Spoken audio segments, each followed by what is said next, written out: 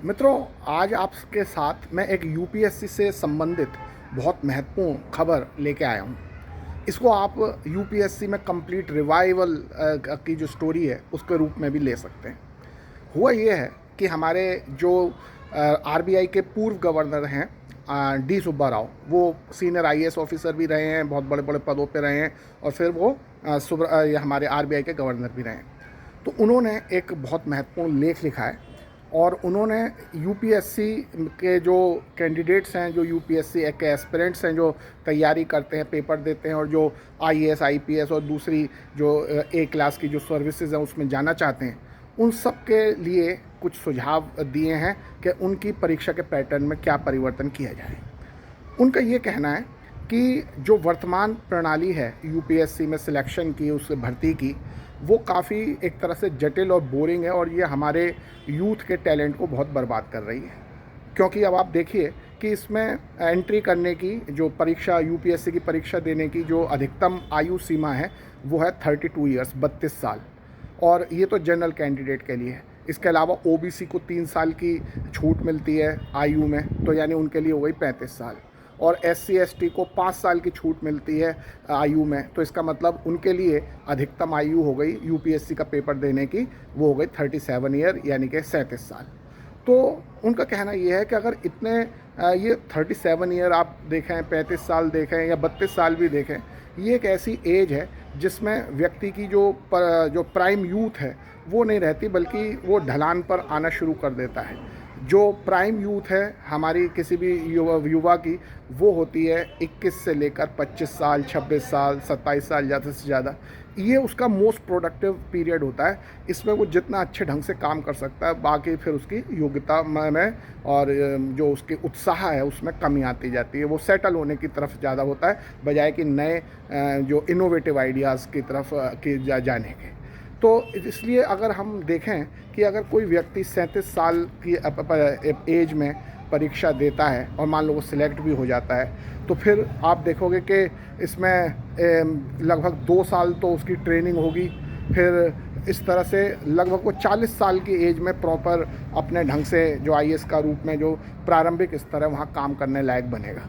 तो अगर इतनी लेट एज में अगर कोई व्यक्ति सिविल सर्विस में एंटर कर रहा है और वो भी बिल्कुल प्राइमरी एज पर जो उसकी सबसे है, तो उसकी योग्यता उतनी अच्छी नहीं रहेगी, उसकी जो इनोवेटिव आइडियाज़ है उतने अच्छे नहीं रहेंगे कि बजाय उसके कि अगर कोई 22 साल 25 साल इस एज में अगर आईएएस में आ जाए और इस जो स्टार्टिंग की जो जॉब्स हैं आईएएस की उसमें कर सके।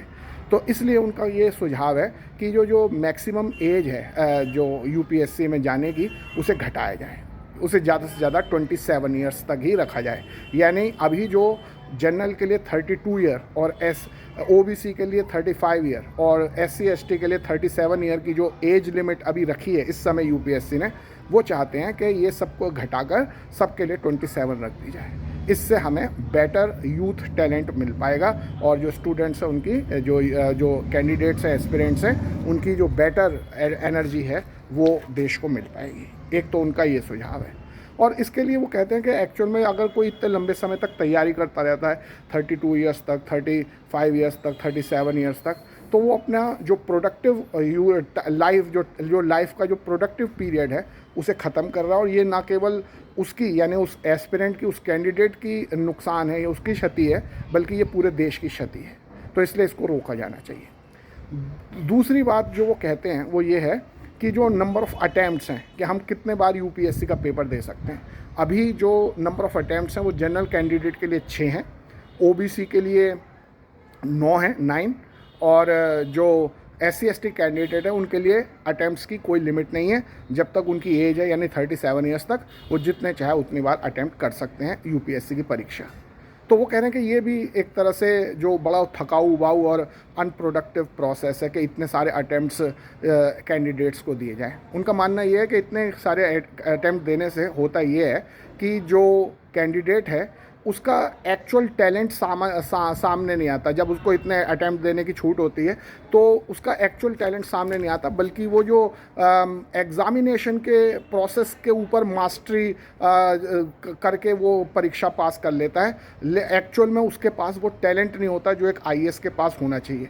उसके पास टैलेंट केवल इतना होता है कि उसने इस परीक्षा के पैटर्न को इतनी बार अटेम्प्ट कर करके उसने परीक्षा के पैटर्न को समझ लिया, उस पैटर्न को उसने क्रैक कर लिया और इसलिए वो आईएएस बन गया। लेकिन उसमें जो इनोवेटिव सोच है, जो डायनामिज़म होना चाहिए, वो सब चीज़ें बहुत सारे कैंडिडेट में नहीं होती हैं, लेकिन फिर भी वो यूपीएससी की परीक्षा पास कर लेते हैं, क्योंकि उनको इतने सारे अटैम्प्ट मिलते हैं। तो बार बार अटैम्प्ट दे के वो इस जो परीक्षा का जो पैटर्न है उसे समझ लेते हैं, उसे क्रैक करने की योग्यता उनमें आ जाती है और इस तरह से वो आईएएस बन जाते हैं, जबकि उनमें आईएएस बनने की जो वास्तविक योग्यता, टैलेंट होना चाहिए, वो नहीं होता। तो इसलिए नंबर ऑफ़ अटैम्प्ट भी कम किए जाएँ। उनका कहना है कि सभी के लिए अटैम्प्ट केवल 3 अटैम्प्ट होने चाहिए, यानी मैक्सिमम एज लिमिट केवल 27 ईयर्स और मैक्सिमम जो अटैम्प्ट हैं वो सभी के लिए 3 साल तक होने केवल 3 अटैम्प्ट होने चाहिए। ये उन्होंने इसका मतलब ये सुझाव दिया है और इस सुझाव को देने के पीछे उनका जो मेन मकसद है वो ये है कि इससे युवाओं की बर्बादी रुकेगी। बहुत सारे युवा यूपीएससी के नशे में कि हम यूपीएससी क्रैक करके आईएएस, आईपीएस और दूसरे एलाइड सर्विसेज में जाएंगे, इसमें अपना पूरी ज़िंदगी निकाल देते हैं। 32 साल तक, 32 ईयर्स तक, 35 ईयर्स तक, 37 ईयर्स तक लगे रहते हैं और अगर उसके बाद भी अगर उनका सिलेक्शन नहीं हो पाता तो आप देखिए उनमें कितनी गहन निराशा आती है और वो फिर किसी और फील्ड में जाने के लायक भी नहीं बचते। उनकी पूरी ज़िंदगी फिर एक तरह से ऐसे रिपेंटेंस, एक पश्चाताप और फ्रस्ट्रेशन में ही बीतती है। तो शोभा राव का कहना है कि बस ज़्यादा से ज़्यादा 27 साल तक का मौका दो और केवल 3 अटैम्प्ट दो। इसमें अगर हो गया तो अच्छी बात है, नहीं हुआ तो उसके पास, कैंडिडेट के पास, एस्पिरेंट के पास फिर अभी भी इतना यूथ बचा होगा, उसकी जवानी अभी इतनी बची होगी, उसमें उत्साह, उमंग और इनोवेशन इतना बचा होगा कि वो किसी दूसरी फील्ड में अपना बेहतर, अच्छा करियर बना सकता है। तो ये उनका मेन सुझाव है। और इसके अलावा एक बहुत महत्वपूर्ण सुझाव जो उन्होंने दिया है कि जो यूपीएससी की आईएएस बनने की जो परीक्षा है, इसे टियर 1 और टियर 2 के रूप में इस्तेमाल का प्रयोग किया जाए। टियर 1 का मतलब तो जो इस समय चल रही है, यानी जो यूथ हैं जो अभी 32 ईयर्स तक, लेकिन जो वो कह रहे हैं कि 27 ईयर्स तक की एज वाले ही यूथ को मौका दिया जाए। तो वो इनिशियल सर्विसेज, जो इनिशियल स्टेजेस ऑफ आईएएस की जो सर्विसेज हैं, उसके लिए हमें यूथ भी चाहिए। तो एक टियर तो ये हो कि 27 ईयर्स तक की एज वाले जो युवा हैं वो आईएएस का पेपर यानी यूपीएससी का पेपर दे सकें। ये टियर 1 की सर्विस है।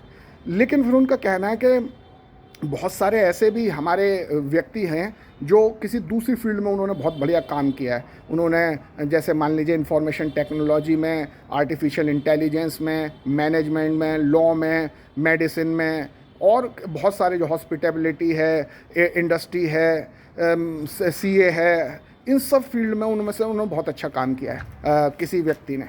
अब अगर उसके बाद जब वो 40 साल की एज के करीब आएगा तो उसके पास विशद ज्ञान, विशद अनुभव होगा अपने उस पर्टिकुलर फील्ड का।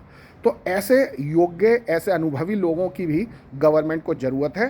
तो आईएएस का सेकंड टियर जो होना चाहिए कि 40-42 साल के जो अनुभवी युवा हैं, अनुभवी व्यक्ति हैं, उनको भी आईएएस परीक्षा में बैठने का मौका देना चाहिए। यानी वो परीक्षा भी बिल्कुल वैसी ही होगी जैसे जो वो परीक्षा भी बिल्कुल वैसी होगी जैसे टियर 1 की है, यानी यूपीएससी ही लेगी, रिटन एग्ज़ाम होगा, इंटरव्यू होगा, वो सब चीज़ें होंगी। उसका पैटर्न अलग हो सकता है, उसमें कुछ नए तरह के क्वेश्चन पेपर हो सकते हैं, कुछ सिलेबस अलग हो सकता है, लेकिन यूपीएससी उस परीक्षा को भी कंडक्ट करेगी। रिटन भी होगा, इंटरव्यू भी होगा, हो सकता है प्री भी हो, मेंस भी हो और इंटरव्यू भी हो, सब तरह से वैसे ही होगा। लेकिन इसमें जो बैठेंगे लोग वो होंगे 40 से 42 साल के और अपने अपने फील्ड के माहिर लोग।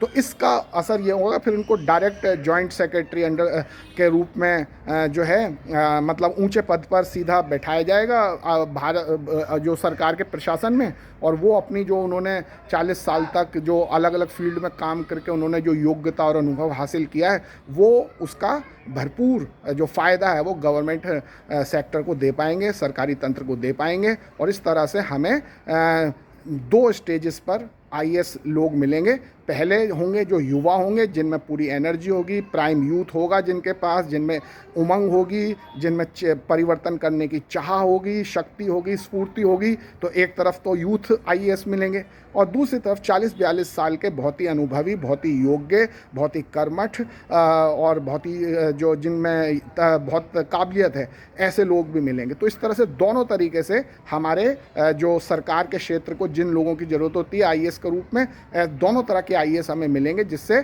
हमारे प्रशासन को, सरकार को बहुत फ़ायदा होगा। तो इस प्लान को जो डी सुब्बा राव ने हमें जो ये प्लान बताया है, इस प्लान को कहा जा रहा है यूपीएससी 2.0। तो अब आप बताइए कि आप इन सब बातों से कहाँ तक सहमत हैं? क्या डी सुब्बा राव की बातों को मानकर यूपीएससी की प्रणाली में परिवर्तन करना चाहिए?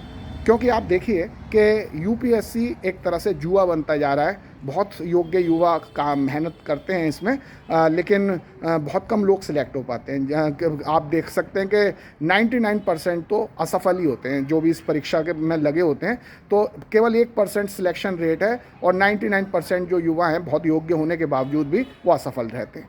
फिर उसके बाद उनकी ज़िंदगी पूरी फ्रस्ट्रेशन में बीतती है और कुंठा में बीतती है। तो इन सब को देखते हुए, इन सब बातों को देखते हुए डी सुब्बा राव के जो विचार हैं, जो उन्होंने सुझाव दिए हैं, वो वास्तव में विचार योग्य हैं। और हम सबको इस पर, यानी हम सबका मतलब है कि आम लोग, युवाओं को भी और साथ ही सरकार को भी इन सुझावों पर पूरा विचार करना चाहिए और उसके अनुसार यूपीएससी की जो प्रणाली है उसमें परिवर्तन करना चाहिए। क्योंकि परिवर्तन समय की मांग है। समय के साथ साथ हर चीज़ में, चाहे वो यूपीएससी की प्रणाली हो या कोई भी हो, उसमें परिवर्तन होना चाहिए। तो ये एक वेलकम सजेशंस हैं डी सुब्बा राव के, और सरकार को इस पर गंभीरता रूप से विचार करना चाहिए। तो आज के लिए इतना ही। हम अगले किसी वीडियो में और किसी नए बात पर चर्चा करेंगे। तब तक के लिए सभी को नमस्कार।